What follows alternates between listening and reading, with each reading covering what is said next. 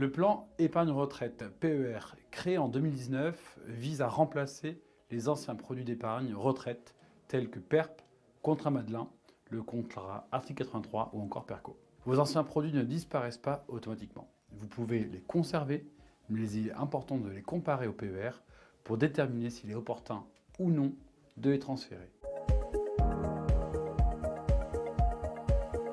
L'avantage majeur du PER est la possibilité, au moment de votre retraite, de retirer la totalité de votre épargne en capital.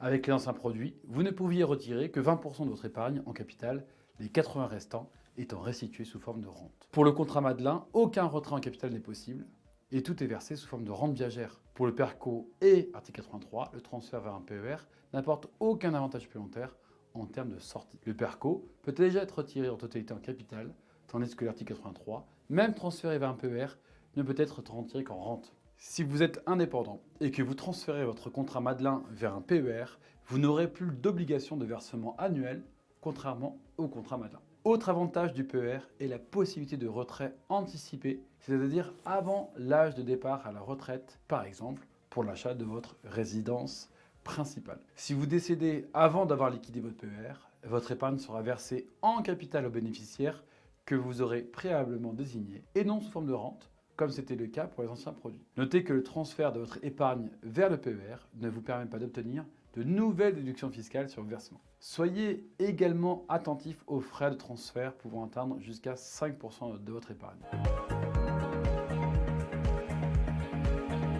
Dans certains cas, il peut être plus avantageux de conserver vos anciens contrats plutôt que de les transférer vers un PER. Cela peut être le cas si, au moment de votre départ à la retraite, vous avez moins de 35 000 € sur votre contrat PERP, Madelin ou article 83. Vous pourrez alors retirer l'épargne en capital grâce à une disposition spécifique aux faibles rentes concernant les contrats dont la rente est inférieure à 100 € par mois. Si vous avez moins de 2 000 € sur un PERP, vous pouvez récupérer votre épargne sans attendre votre départ à la retraite, sous réserve de deux conditions: n'avoir effectué aucun versement au cours des 4 années précédentes et avoir un revenu fiscal de référence inférieur à 26 000 €. Si votre contrat Madelin offre des conditions plus avantageuses que le PER, par exemple un taux minimum garanti ou un taux de conversion attractif, il peut être préférable de les conserver. Enfin, sachez que la transformation en PER peut être imposée par le gestionnaire de votre placement ou par votre employeur par le biais duquel vous détenez ce placement. Vous ne pouvez pas vous y opposer ou empêcher ce transfert vers le PER. Je vous encourage à discuter de ces options avec un conseiller financier